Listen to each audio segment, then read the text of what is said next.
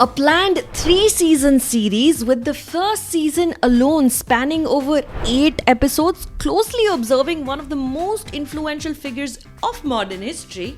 इस सब में से I have only seen the first 2 episodes, so I'm going to try to keep this short.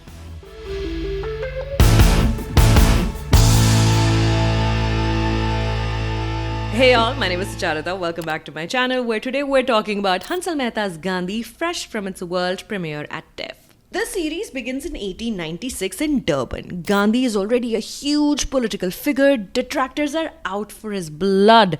The setting is a protest against this man, right? So there's a white dude with questionable hygiene and blackened teeth addressing a rally very aggressively. This group is out to get Gandhi. We immediately flash back to 1888, and the story of what has happened in these 12 years now begins. Gandhi now is still only known as Mohandas or Mohan. He's a fresh young adult in Rajkot in the erstwhile Kathiawad agency. Mohan is sitting on a bullock cart. He's worried. His young wife Kastur is at home. She's pregnant. Mohan himself feels professionally very unfulfilled. He was very sad, unclear where he wants to head. He's almost sure he's wasting his life in pursuits that might amount to nothing.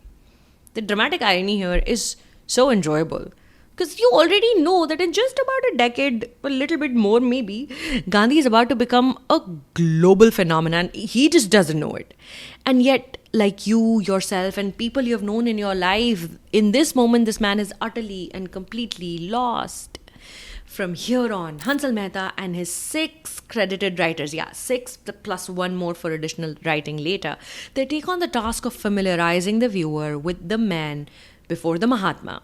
As you've probably heard in many promotional interviews from TIFF, many of which are on my channel. Adapted from Ramchandra Guha's 2 books, Gandhi Before India and Gandhi, The Years That Changed the World. The attempt of the series Gandhi, I think, is to humanize a deity and to explore what it takes for a regular person to be regarded as great. How do you get there?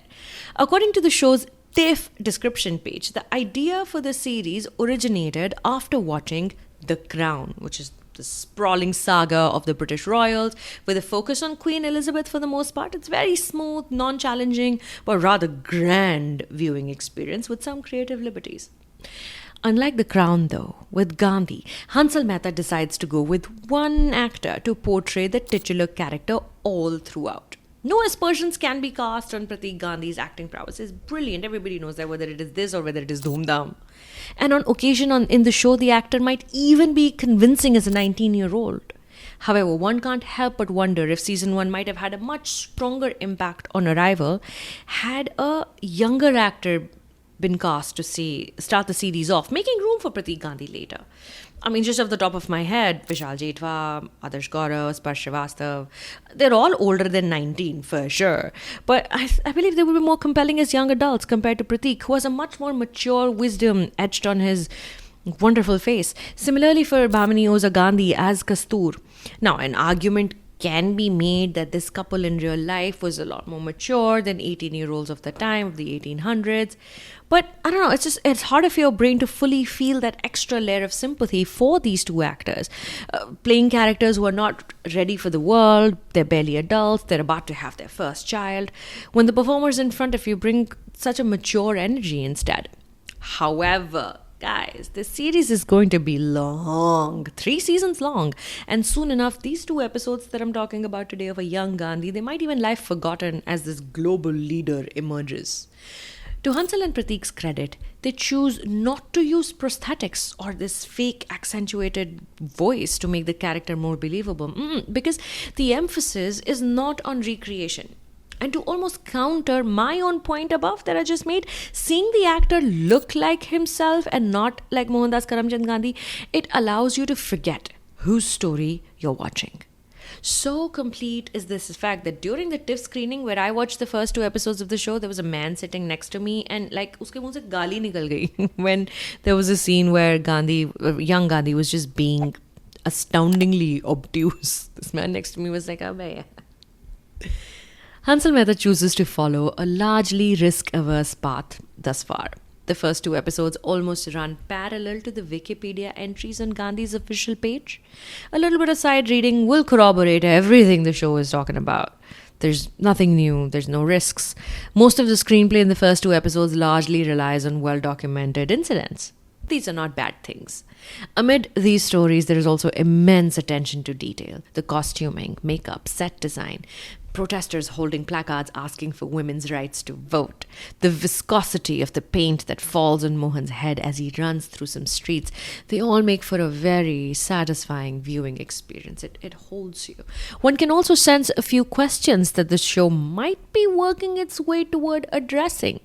Gandhi's own caste privilege might come into question, already does a little bit, and how it took being discriminated against in South Africa for years for him to acknowledge the entitlement of his own birthrights. Hansal also doesn't shy away from painting Gandhi as a bit of a mama's boy. Now, knowing what we know about the man and his role in the modern world, modern politics, when you see him sitting down at his mother's feet, promising he's not going to eat meat, he's not going to drink alcohol, he's not going to fall for other women, in return for his mother to allow him permission to go abroad to London to study, it almost feels silly to behold. Dexterously, the screenplay manages to quickly strip the historical figure of the monumental shadow of his legacy, and it sketches the portrait of a young boy who had no value for money and perhaps was a bit of a narcissist. I really enjoyed seeing the cast appear one after another. It's cast with a lot of love. Tom Felton, whose interview from TIFF you can also watch on this channel, shows up as Josiah Oldfield, a rare English character who is not quite evil in the tum sala gulam log अंग्रेजों के जूता के नीचे रहेगा manner. Kabir Bedi, Amar Upadhyay, Aditya Raval, these are all actors who show up as characters influential in Gandhi's life in a somewhat Forrest Gumpish way. It's very visible how much the team likely itself enjoyed casting this show. Actor Asim Hatangri plays Dada Abdullah, what Hansal Mehta told me in my interview with him.